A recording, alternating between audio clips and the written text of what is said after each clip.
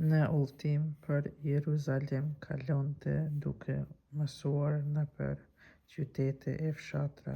Një njeri e pyeti: Zotri, a janë pak ata që shëlbohen? Ai u tha: mundohuni të hyni nëpër derë të ngushtë, sepse unë po ju them, shumtë do të kërkojnë të hyjnë, por nuk do të munden.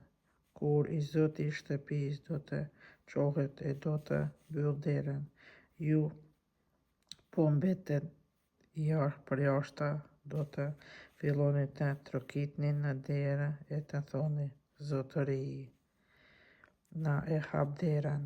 E ai do t'ju përgjigjë: s'di nga jeni. Atëherë do të vijoni të thoni: po në e hangërme e pime me ty e ti mësove ndër sheshet tona.